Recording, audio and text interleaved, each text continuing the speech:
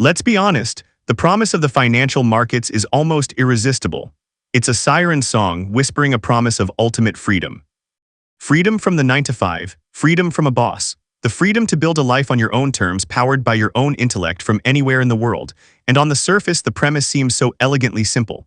On any given chart, the price can only really go two ways: buy low, sell high. It's a game with straightforward rules, a digital arena where everyone has access to the same data. So the question that launches a million trading accounts is this: how hard could it possibly be? And that exact same question leads to the swift, brutal, and silent destruction of almost all of them. This is the great and painful paradox of trading, an arena with simple rules that breeds overwhelmingly complex failure. For years, like so many others, I believed this failure was an external problem. I blamed the algorithms, the market makers, the whales manipulating prices. I blamed the surprise news events that seemed to come from nowhere. I hunted for a holy grail, a secret indicator, a complex strategy, a piece of code that would finally unlock the market's secrets. I spent thousands of hours and countless dollars searching for the enemy on the chart, in the newsfeed, and in the whisper networks. And for years, I failed. I failed consistently because I was looking in the wrong universe. The true enemy, the architect of my failure, wasn't out there. It was in here. The most formidable, relentless, and cunning opponent you will ever face in your trading career is not a person or an institution. It is the 1.5 kilograms of intricate, beautiful, and deeply flawed wiring between your own ears, your brain. It's an evolutionary masterpiece, a marvel of biological engineering responsible for all of art, science, and civilization. But it was forged for one specific purpose: survival in the physical world. And when you place this ancient survival mechanism into the abstract, probability-driven battlefield of the financial markets, it becomes a master of self-sabotage. Today, we embark on a journey into the very architecture of that sabotage. This is not another video with a simple list of psychological quirks. This is a deep, unflinching exploration of the enemy within. We are going to crack open the hood of your own mind to reveal the predictable, systematic, and universal lies it tells you when your hard-earned money is on the line. We will put a name to the invisible forces that compel you to buy at the euphoric top and sell at the panicked bottom. We will dissect the faulty programming that turns disciplined plans into impulsive gambles. And by dragging this enemy out of the shadows and into the light, by understanding its tactics and its weaknesses, we will begin to forge the weapons you need to finally win the most important battle in trading: the battle against yourself. Welcome to the Trading Thesis. Chapter 1: The Ancient Brain in a Modern World. To truly grasp why a brilliant surgeon, a meticulous engineer, or a successful entrepreneur can transform into a panicked, irrational gambler the moment they open a trading platform, we have to go back. Way back. Tens of thousands of years ago, on the vast, open plains of the savannah, the modern human brain was forged. It was a world of immediate, visceral, life-or-death realities. A rustle in the tall grass, that wasn't a neutral data point to analyze. It was a potential predator. A clear and present danger demanding an instantaneous, reflexive response. A tree heavy with ripe fruit, not an abstract asset to be valued. It was vital, immediate energy, a direct input for survival. In this crucible, your brain evolved into a supreme survival engine. It became a master of quick judgments from incomplete information, of finding patterns in chaos, of linking clear causes to immediate effects. Ate a red berry and got sick. Your brain forged an unbreakable link. Red berry equals danger. Dark clouds gathering, seek shelter. You learn they preceded the storm. This cause-and-effect, pattern-matching hardware was the prerequisite for our species' existence. And this ancient heritage, this deeply ingrained survival programming, is the single most dangerously overlooked factor in your trading performance. The brain you bring to analyze a candlestick chart is a Stone Age brain. And it is the profound mismatch between its evolutionary design and the market's abstract reality that is the root cause of almost every unforced error you will ever make. For most of modern history, this truth was completely ignored. Classical economics was built on a beautifully simple but deeply flawed foundation. The concept of Homo economicus, the rational economic man, a fantasy. A theory that presumed human beings, when faced with a financial decision, would act like flawless, emotionless computers.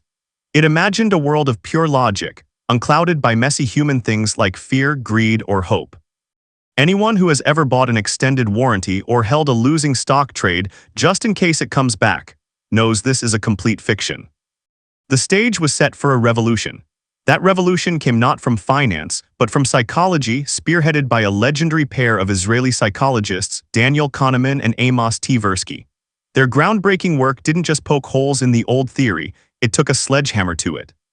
They proved through a series of ingenious experiments that human irrationality is not a random bug. It is a predictable, systematic, and universal feature of our cognitive machinery. At the heart of their work was a new model of the mind, a framework that is now the bedrock of behavioral economics and is absolutely essential for any serious trader to understand. They proposed that our thinking is governed by two vastly different systems, System 1 and System 2. This framework is the master key that unlocks the mystery of why we consistently act against our own best interests in the market. Imagine your mind is the most sophisticated aircraft ever built. For 95% of your journey, the plane is handled by a powerful, silent, and incredibly efficient autopilot. This is System 1. It operates automatically, reflexively, drawing on a vast database of past experiences to handle routine situations with breathtaking speed and zero conscious effort. It's your intuition, your gut feeling. It's what lets you know 2 + 2 = 4.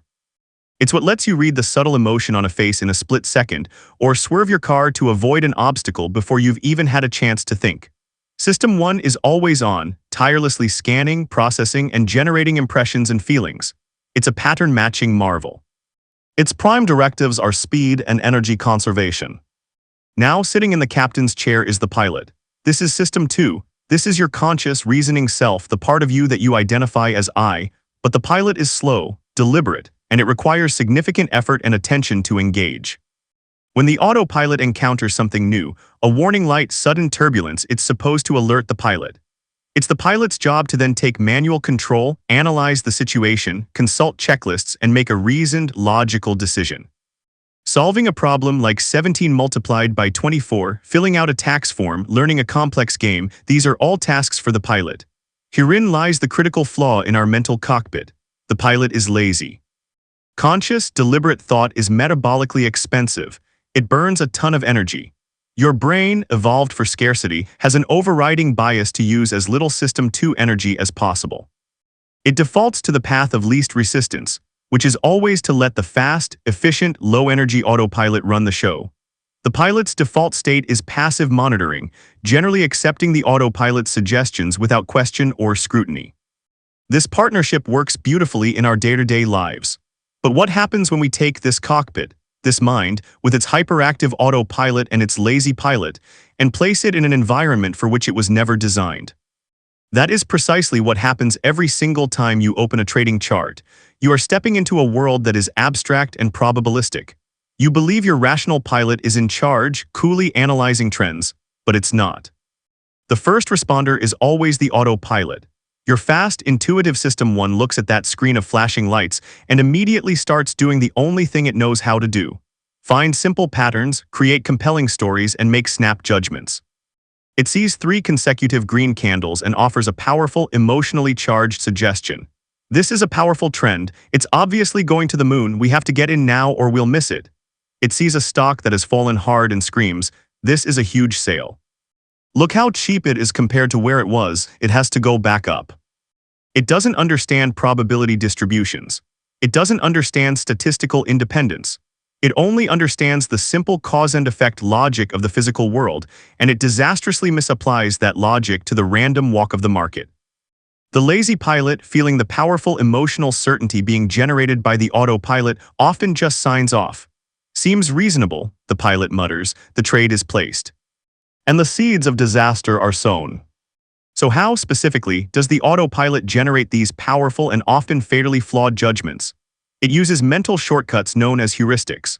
A heuristic is a simple rule of thumb that our brain uses to simplify complex decisions, designed to quickly provide a good enough answer. One of the most powerful is the availability heuristic. This rule dictates that if you can recall an example of something easily and vividly, you will perceive it as being more common and more likely to happen again. In trading, this is a deadly trap. You see a viral news story about a meme stock that soared 1,000%. That story is now emotionally charged and highly available in your memory. When you see another stock behaving similarly, your System 1 screams that the same rare event is about to happen again. You're not making a decision based on probability. You're making it based on the vividness of a recent outlier memory. Another critical shortcut is the affect heuristic, where your subconscious emotional response, your affect, dominates your rational judgment. If you love a company's products, you will unconsciously assume its stock is a good trade.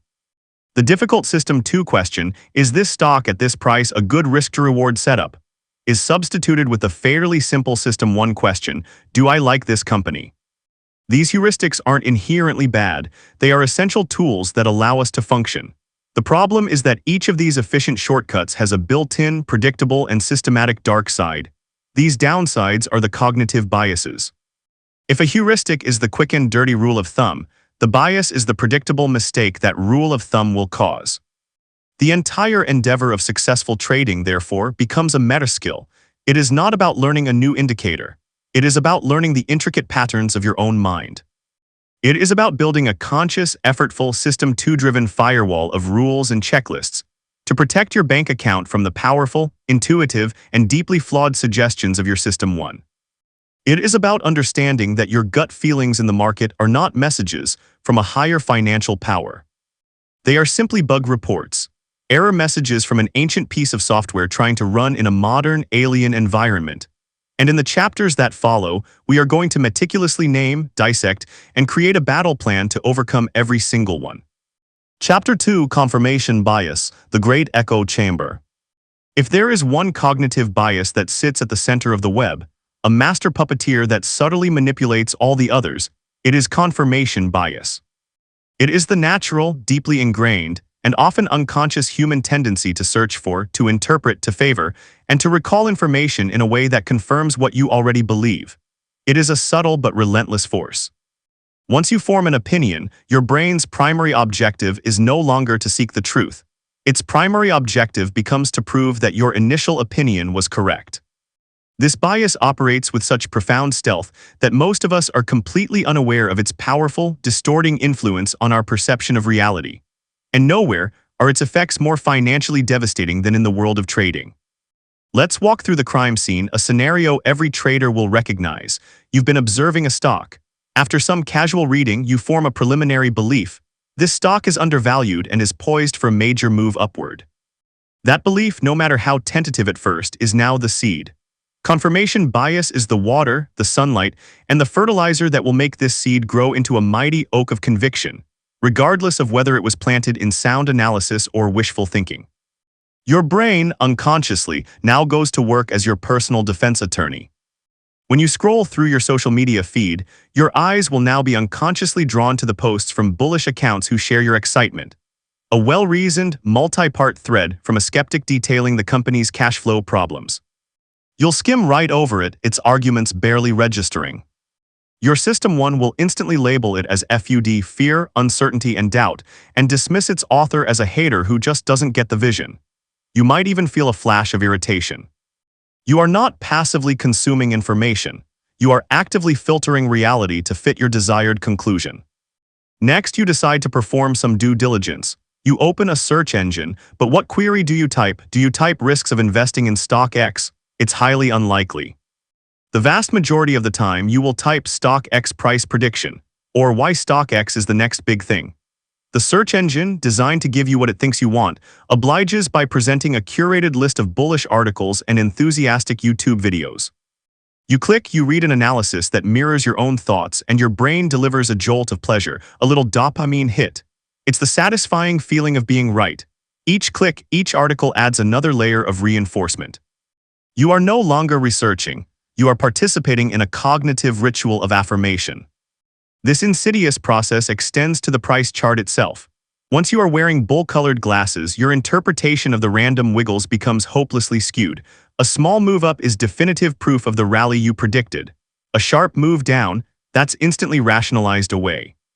You tell yourself a story. It's whales shaking out weak hands, or it's a healthy pullback. You are fitting the data to your story, rather than allowing the data to create or destroy your story. You have willingly walked into a cognitive echo chamber of your own design. The historical landscape of financial markets is littered with the mass graves of traders who fell victim to this on a collective scale. The dot-com bubble is the greatest monument to the destructive power of confirmation bias. A powerful new belief emerged. the internet changes all the rules. Old-world metrics like profits and cash flow are obsolete. This became the central, unquestioned thesis. An immense echo chamber was constructed, amplified by financial news, legitimized by analyst reports, and policed by a culture that dismissed any skeptic as a dinosaur who simply didn't get it. Within this deafening echo chamber, confirmation bias ran rampant. A trader would buy a stock like Webvan or Petscom not because it was a sound business, but because it was an internet stock. They willfully ignored the screaming warning signs, absurd cash burn rates, no path to profitability, because to acknowledge these facts would be psychologically painful, threatening their very identity as a new economy visionary. When the bubble finally burst, it wasn't just a financial collapse. It was the shattering of a shared, self-reinforcing, and catastrophic delusion. So how do we defend ourselves? Willpower is completely and utterly useless. You cannot simply decide to be unbiased. You must therefore build an external system, a non-negotiable process that acts as a firewall. The most potent antidote to confirmation bias is to become a dedicated, relentless devil's advocate for your own ideas. For every single trade you are considering, you must make it a mandatory part of your pre-trade checklist to actively seek out and engage with the counterargument. Force yourself to ask and honestly try to answer 3 critical questions.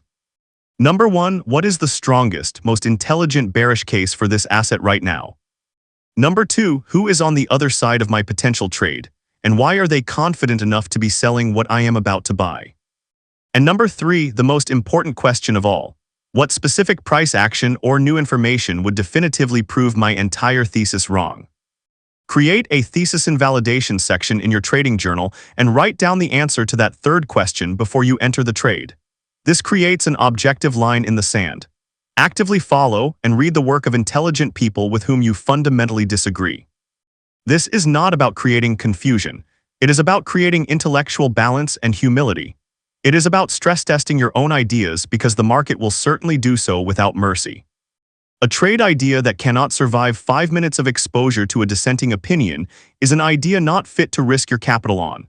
By making the search for disconfirming evidence a mandatory, systematic part of your process, you begin to break the hypnotic spell of the echo chamber.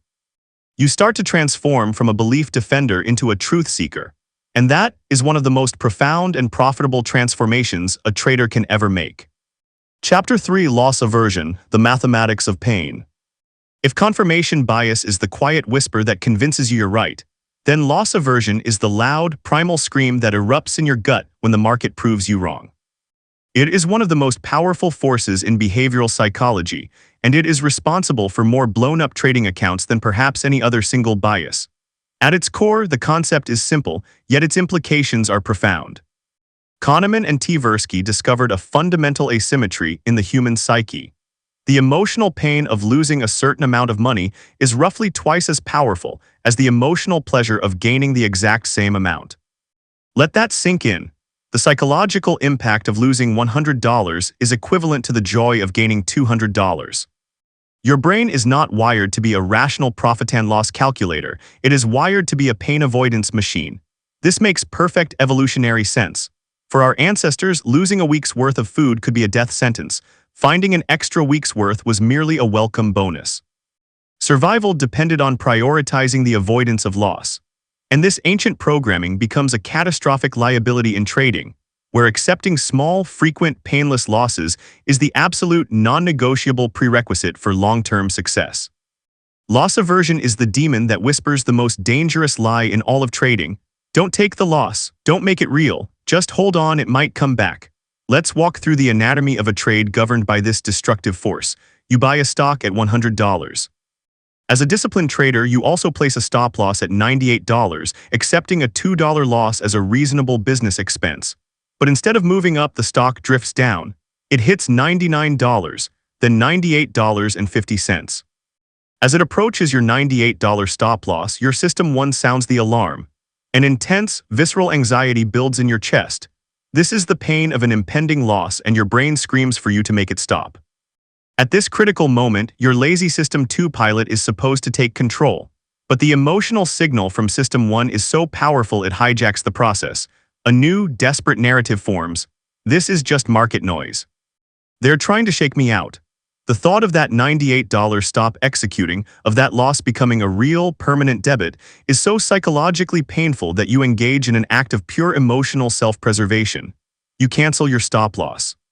Or, even more insidiously, you move it down to $96, telling yourself you're giving it more room to breathe. You have just chosen to avoid the small, certain, manageable pain, and in doing so, you have now exposed yourself to a much larger, uncertain, and potentially catastrophic loss. The stock continues to fall. It slices through 98, then 97. Now the sunk cost fallacy kicks in. You've invested time, emotion, and capital into this idea. To get out now feels like admitting you were wrong and that all your investment so far has been a waste, so you hold on. At $95, you might even average down, throwing good money after bad. The trade is no longer a probabilistic bet. It has become a battle of wills between you and the market, a battle your ego refuses to lose. This is the slow-motion car crash every trader has experienced. The position becomes an anchor dominating your every thought. You can't focus. You check the price obsessively, your mood swinging violently with every tick. A small bounce gives you a surge of desperate hope. A new low brings a wave of sickening dread. You are trapped in a self-inflicted psychological prison. The final act often comes in a moment of sheer, unbearable pain. The stock gaps down, and you are forced to sell at $80, realizing a $20 loss instead of the $2 loss your plan had dictated. You have turned a paper cut into a mortal wound. So what is the antidote? Again, willpower is futile. The solution must be systematic and preemptive, forged in calm to be deployed in battle. First and most critical, you must radically reframe the very concept of a loss. Stop thinking of a stop loss as a failure. A stop loss is a business expense. It is the cost of gathering information in an uncertain environment. A professional trader views losses the way a casino owner views a jackpot payout. It is a necessary, calculated, and unemotional part of the business model.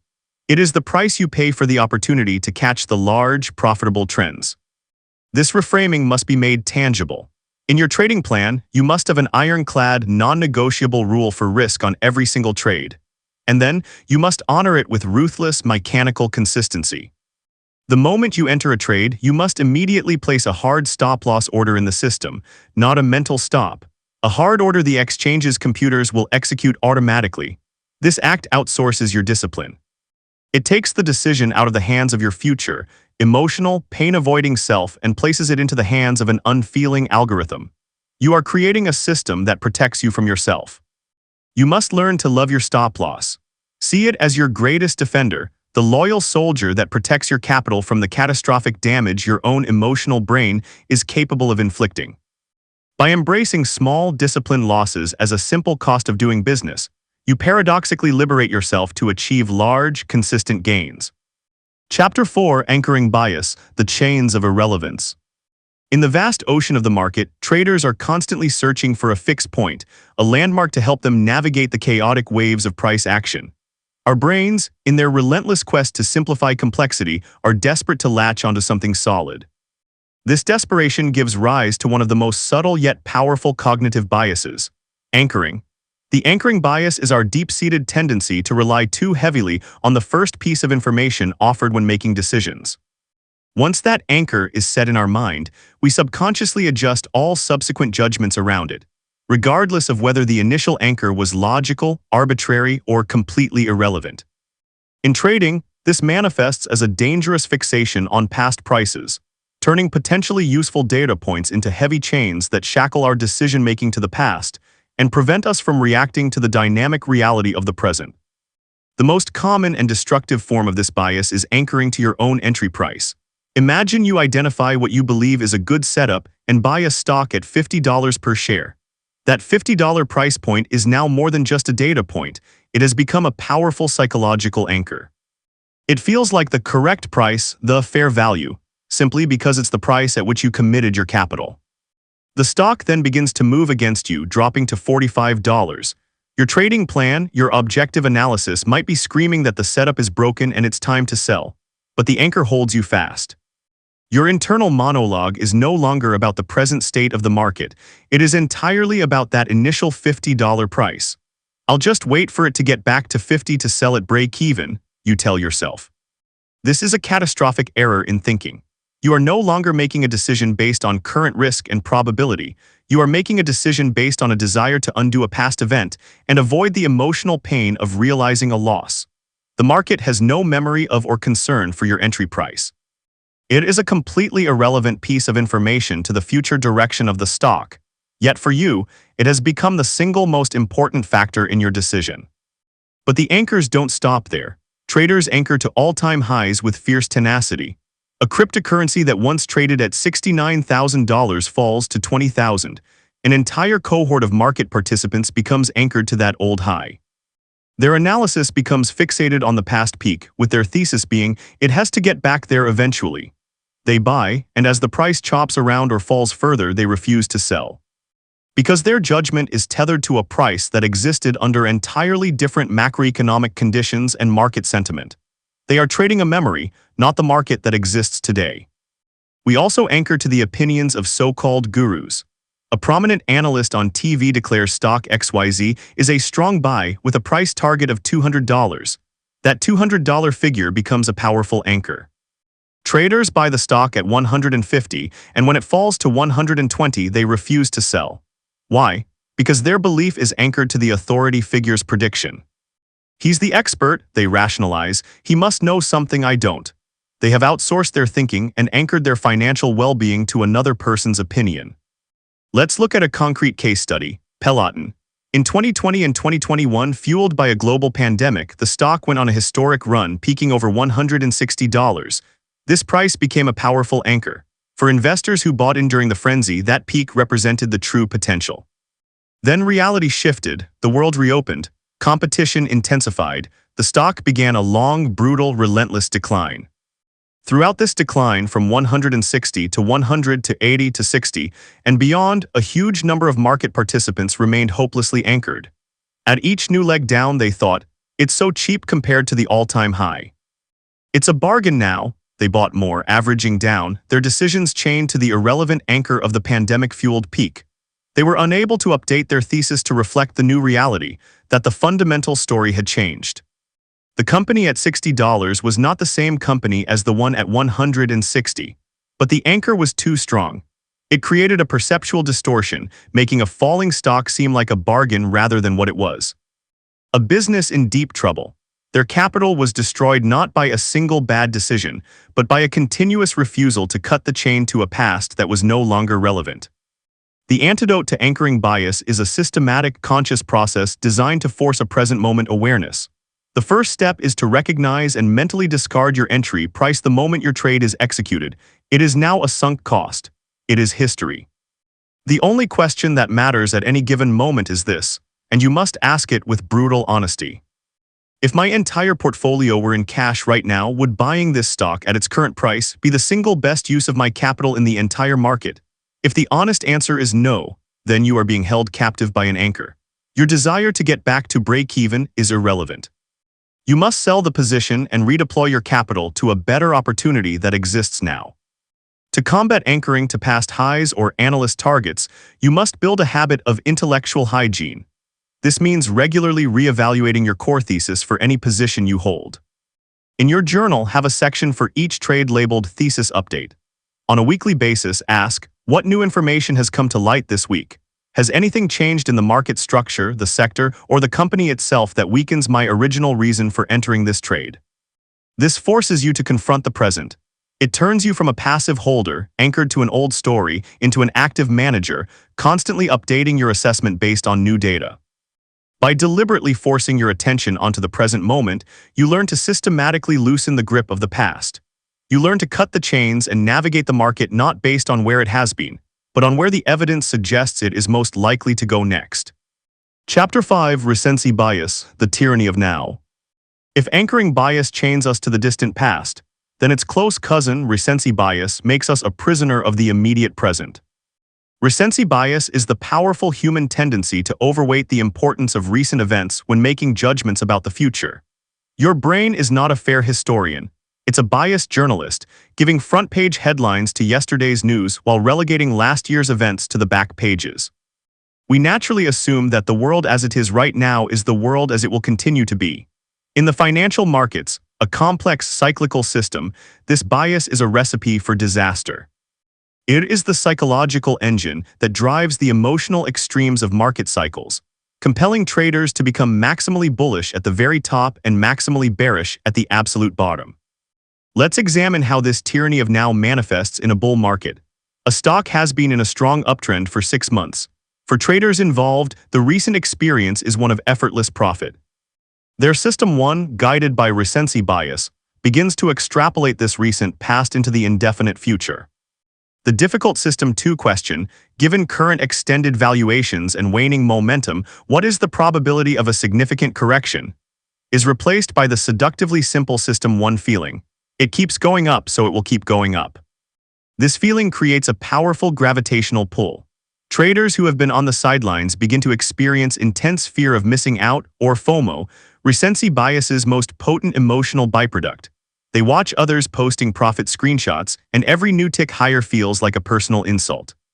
Eventually, the pain of missing out becomes greater than the fear of buying high. They capitulate. They abandon their discipline and market buy at or near the top, their decision driven entirely by the overwhelming evidence of the recent past. Now let's flip the scenario. The market turns, the strong uptrend violently reverses, the market falls for weeks, then months. The recent experience is no longer profit but relentless pain and anxiety. Recency bias now works in the opposite direction. The daily experience of seeing red rewires their perception of reality. The memory of the bull market fades, replaced by the immediate trauma of the decline. The dominant feeling is no longer greed but fear. The internal monologue shifts. This is a crash, it's going to zero. I have to get out now before I lose everything. The difficult System 2 question, given that prices have already fallen 50%, what is the risk to reward of selling now, is substituted with the simple panic System 1 scream. It keeps going down. So it will keep going down. Just as they were compelled to buy at the top, they are now compelled to sell at the bottom by sheer terror, locking in the maximum possible loss, often just as the market is beginning to carve out a long-term bottom. The COVID-19 crash of March 2020 provides a perfect condensed case study. In weeks, markets plummeted over 30%. The news was apocalyptic. The fear was palpable. Recency bias was at maximum strength, and traders, gripped by panic, sold everything. Then, fueled by unprecedented stimulus, the market bottomed and began one of the most ferocious rallies in history. What happened next was a masterclass in the tyranny of now. Many of the traders who panic sold near the lows remained steadfastly bearish for months. Why? Because their recent experience, the crash, was so traumatic and vivid it completely dominated their worldview. They saw the rally as a dead cat bounce, doomed to fail. Every day the market went up, they predicted it would reverse the next. They were fighting the new trend because they were still psychologically trapped in the old one. The antidote to the tyranny of now is to systematically force context and perspective into your analysis. The primary tool is the deliberate use of multiple time frames. If you are a swing trader focused on the daily chart, you must make it a non-negotiable part of your routine to zoom out and analyze the weekly and monthly charts. This simple act is a powerful psychological reset. The daily chart might show 5 terrifying red candles screaming sell, but the weekly chart might show this is merely a small pullback within a massive multi-year uptrend. It immediately contextualizes the present moment and breaks the hypnotic spell. Furthermore, you must become a student of market history. Deliberately study past market cycles, bubbles, and crashes. Read about the panic of 1907, the crash of 1987, the dot-com bust.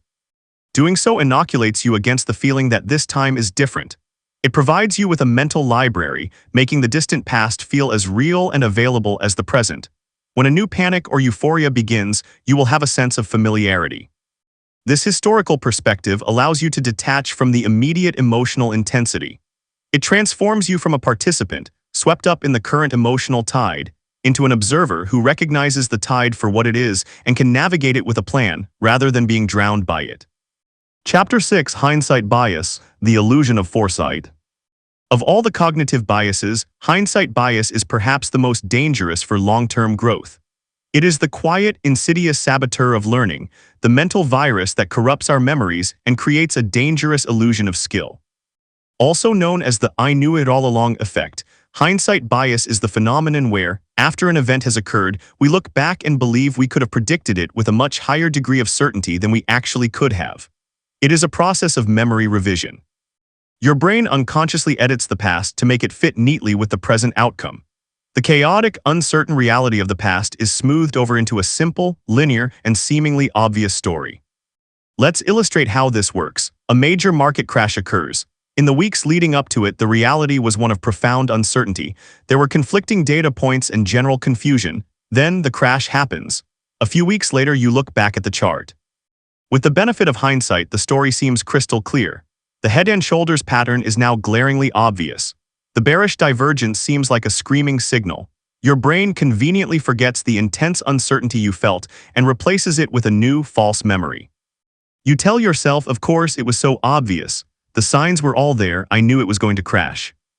This seemingly harmless act of self-reassurance is incredibly damaging. The lie it tells you is, the market is a predictable, readable machine and I am skilled at reading it. This false belief has two catastrophic consequences. First, it prevents you from learning from your mistakes. If you believe you knew the crash was coming, you won't perform a rigorous post-mortem. You won't ask the hard questions. Why didn't I act on those signals if they were so obvious? What was my actual emotional state? Was my risk management adequate? Hindsight bias allows you to skip this crucial, painful process of self-assessment. Second, and even more dangerously, it creates a profound and unwarranted sense of overconfidence. If you believe you predicted the last major move, you will naturally assume you can do it again. You start to believe you have a special feel for the market. This illusion of foresight leads you to take bigger risks. You might use more leverage or ignore your stop-loss rules, all because you are operating under the flawed assumption that you can see what's coming next. You are, in essence, driving a car at 100 miles per hour while looking only in the rearview mirror, and the clarity of the road behind gives you a false sense of security about the unseen turns ahead. This bias is also the fuel that powers the entire industry of market gurus. After a big move, it's easy for someone to appear on TV and point to all the obvious signs that preceded it, presenting themselves as a sage. They are selling an illusion, and hindsight bias is what makes us so eager to buy it. The antidote to hindsight bias is not to try and have a better memory, but to create a system that makes your memory irrelevant. The only weapon that can defeat this bias is a brutally honest, detailed, and contemporaneous trading journal. This journal must be more than just a log of entries and exits. It must be a time capsule of your state of mind. Before you enter any trade, you must create an unchangeable record of your thinking in that exact moment of uncertainty. You must write down in detail, what is my specific thesis? What are the key factors? On a scale of 1 to 10, what is my confidence level? What are my specific fears about this trade? What specific price action would invalidate my thesis? This practice of journaling before the outcome is known is the critical step. It creates a written, time-stamped piece of evidence that your future, biased self cannot argue with. A month later, when reviewing that trade, you can't fall for the "I knew it all along" illusion. Your own words will be there to confront you. You might see your confidence was only a 5 out of 10, or that you were worried about the very factor that caused the trade to fail. This process of honest, contemporaneous journaling destroys the illusion of foresight. It forces you to acknowledge the true, probabilistic nature of the market. It keeps your ego in check. It transforms your trade review from a self-congratulatory exercise in storytelling into a rigorous scientific process of diagnosing errors. It is a humble, effortful, and often uncomfortable practice. But it is the only way to ensure that you are actually learning from the past, rather than just rewriting it to make yourself feel better in the present. Chapter 7: The Gambler's Fallacy, the Myth of Being Due. In the grand casino of the human mind, there is a deeply ingrained and powerfully seductive belief. The idea that fate has a memory and strives for balance. We believe that after a string of similar outcomes, a different outcome is somehow due to happen. This cognitive error, known as the gambler's fallacy, is a profound misunderstanding of probability. It is born from our system one's relentless desire to find patterns in random events. We see it at the roulette table. The ball has landed on red 5 times in a row. The crowd piles their chips onto black. They feel it in their bones. It has to be black this time. But the roulette wheel, like the market, has no memory. The probability on the next spin is exactly the same as it was on every previous spin, independent and disconnected. This same flawed logic is a constant and dangerous companion for a trader, manifesting most powerfully after a streak. Let's first consider the losing streak.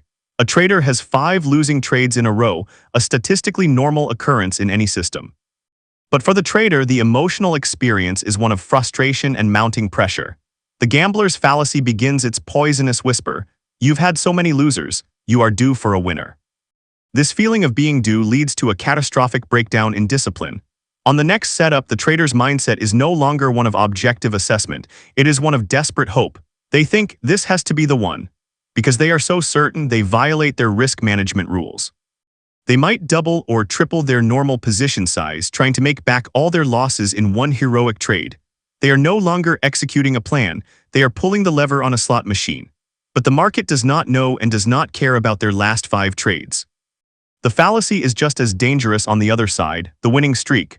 A trader feels confident, insightful, even invincible. The gambler's fallacy can now manifest in 2 perilous ways. The first is risk aversion. The trader thinks, "I've won so many in a row, I'm due for a loss, so I should be extra cautious." They might see a perfectly valid setup but hesitate, take a tiny position, or snatch a small profit prematurely. The second, more common manifestation is a feeling of being hot-handed. The trader believes their recent success is a sign of superior skill, not a favorable random distribution. The lie becomes, "I'm on a roll, I can't miss." This overconfidence leads them to become sloppy. They start taking trades that don't fit their plan, bending their rules because they feel they have a special Midas touch. They are confusing luck with skill.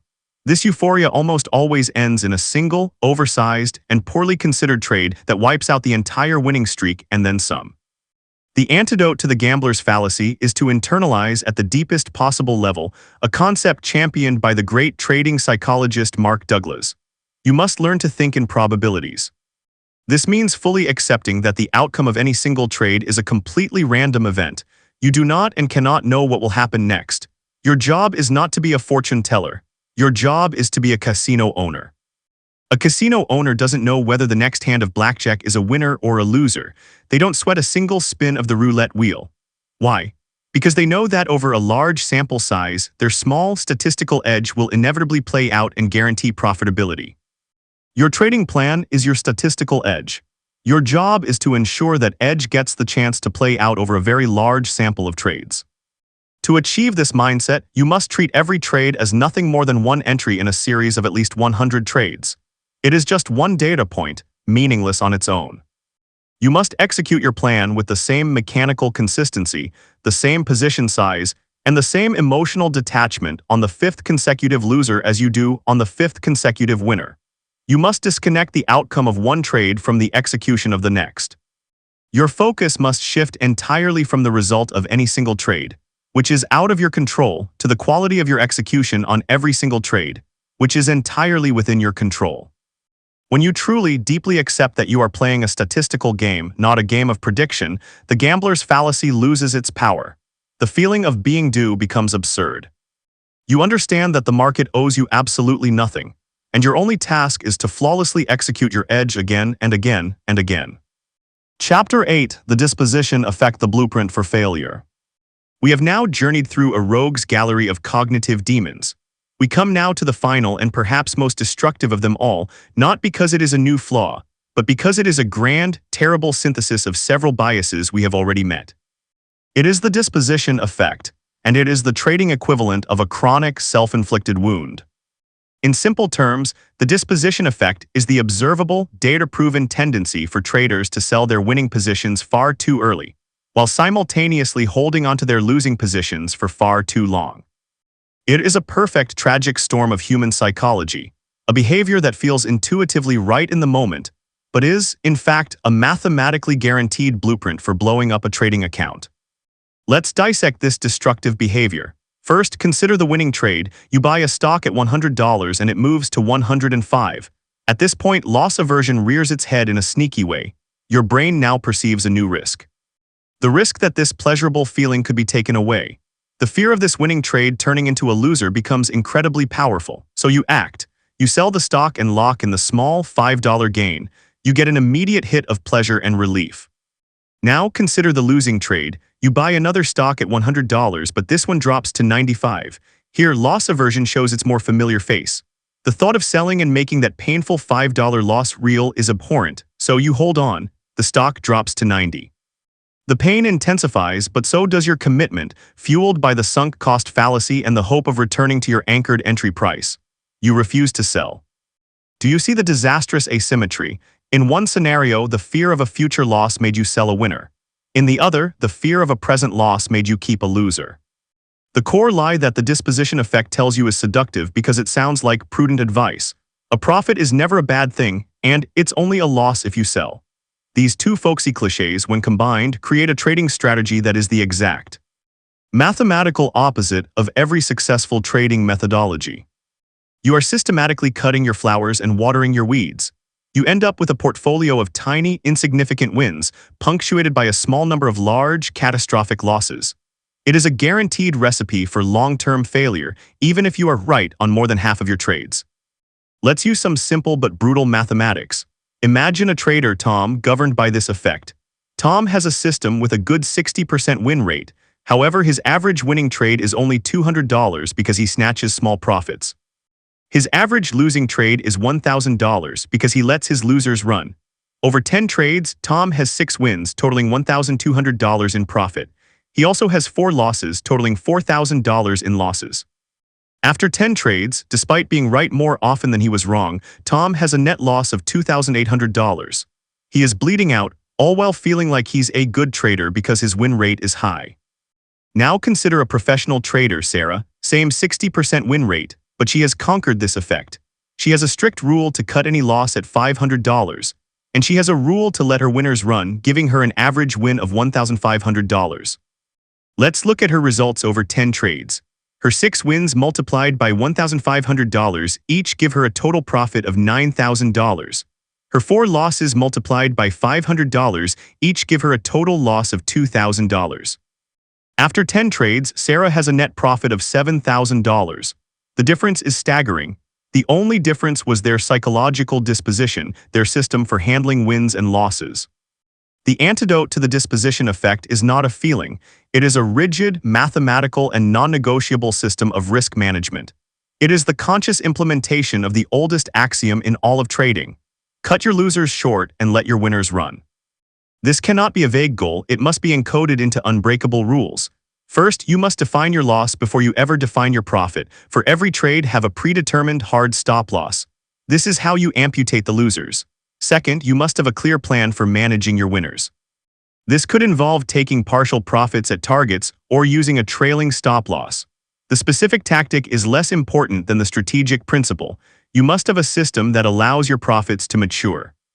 You must give your winning trades the chance to become the home runs that pay for all the small, inevitable strikeouts. By building a fortress of rules around your exits, for both wins and losses, you systematically dismantle the disposition effect. You force yourself to act like a professional, even when your amateur instincts are screaming at you to do the exact opposite. Chapter 9: The System as Your Fortress. We have spent our journey together in the dark, cavernous depths of the human mind, shining a light on the cognitive demons that lie in wait. But knowledge, in and of itself, is not power. Knowing you have a confirmation bias will not stop you from seeking confirming evidence. Knowing you are prone to loss aversion will not magically numb the pain of a losing trade. The great fallacy of many self-help approaches is the belief that awareness alone is enough to change behavior. In the high-stakes environment of live trading, awareness without a system is completely and utterly useless. Your analytical system, too, might know the right thing to do, but it will be instantly overpowered by the emotional force of your system one every single time. Therefore, the only path to consistency is to accept this fundamental weakness. You must accept that you cannot trust yourself in the heat of battle. The solution is not to try and fix your internal wiring, an impossible task, but to make that wiring irrelevant by building a superior external system. You must construct a fortress of logic, a set of meticulously crafted, non-negotiable rules. This system is built before the battle begins, in a state of calm, rational clarity. Your only job during market hours is not to think, not to feel, not to predict, but to retreat inside your fortress and execute its predefined protocols with the dispassionate consistency of a soldier following orders. This fortress is your salvation, and it is built upon 3 foundational pillars: the unbreakable trading plan, the honest trading journal, and the premortem checklist. Pillar 1: the unbreakable trading plan. When I say trading plan, I am not talking about vague ideas in your head. I am talking about a formal, written-down document that serves as the constitution for your entire trading business. It is a contract you make with yourself, designed to protect your capital from your own worst emotional impulses. It must, at a minimum, contain these sections, answered in precise detail. First, motivation and goals. Why are you trading? What is your monthly profit target? This reminds you of your purpose during the inevitable drawdowns. Second, markets and timeframes. Which specific asset classes, which timeframes, defining this prevents random style drifting. Third, and most critically, your trade execution criteria. This is the heart of your plan. The setup, what are the specific, objective, and repeatable conditions that must be present? This is your edge. Write it down with such clarity that a 10-year-old could understand it. The entry trigger. Once a valid setup is identified, what is the precise event that triggers your entry? This removes all guesswork. The exit strategy. This is arguably more important than your entry. It must also be defined in two parts. Your stop-loss protocol. How will you determine your initial stop-loss? A percentage, a technical level. What is your max risk per trade? 1% is the professional standard. Your profit-taking protocol. How will you take profits? A fixed risk-to-reward ratio, price targets, a trailing stop. You must define this in advance. This written plan is your fortress wall. Before the market opens, you read it. During the day when your emotional system one screams, you do not debate. You simply turn to your plan. Are the criteria met? If yes, you act. If no, you do nothing. The plan is the boss. You are merely its employee. Pillar 2, the honest trading journal. If the trading plan is the fortress wall, the trading journal is the watchtower. It's the intelligence gathering unit that allows you to spot weaknesses and reinforce defenses. But a typical journal is just bookkeeping. A professional's journal is a tool for psychological diagnosis. Its primary purpose is to track your performance relative to your plan, and to identify which specific cognitive biases are your personal demons. Your journal should have several critical fields beyond the basics. For every trade, you must log the setup screenshot, objective visual evidence for later review. Reason for entry. Explicitly state which of your plan's setup criteria were met. This forces you to justify the trade according to your rules. Emotional state at entry. Were you calm, anxious, greedy, bored? Be brutally honest. Adherence to plan, yes or no. After the trade is closed, give yourself a simple binary grade. Did you follow your plan for the entry, stop, and profit taking? The final, most important field is the post-trade review. If you followed your plan, the review is simple: good trade, flawless execution. The outcome was random, move on. You are training yourself to be detached from the outcome. However, if you checked no on adherence to plan, this review section becomes a diagnostic clinic.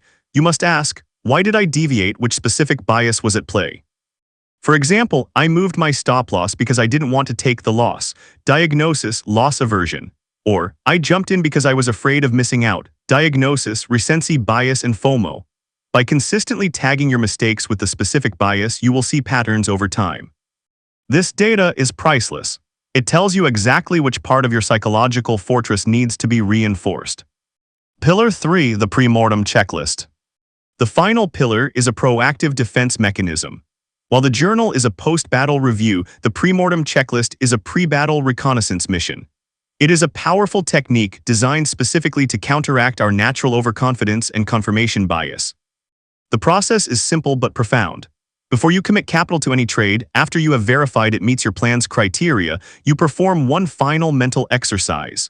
You pause, and you imagine that you have already taken the trade and that it has turned into a catastrophic failure. You then ask yourself one question: what could have happened? This simple question forces your brain to switch its perspective 180 degrees. It flips you from a hopeful bull to a skeptical critic, actively searching for points of failure. It systematically engages your deliberate System 1 to override your optimistic System 1. You might realize the trade could fail because there's a major earnings report coming out that I hadn't accounted for. Or, the setup looks good, but the overall market is in a downtrend, and I'm trying to fight the primary trend. The pre-mortem is not designed to create paralysis. It is designed to expose the hidden risks and weak points in your thesis before you have money on the line. It may lead you to pass on the trade, reduce your position size, or tighten your stop. It is the final, critical systems check before takeoff.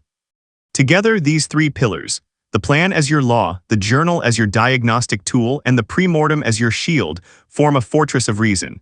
It is a system built by your most rational self to protect your capital from your most emotional self. It is the only reliable path to surviving and ultimately thriving in the relentless battlefield of the market. Epilogue: the battle you can win.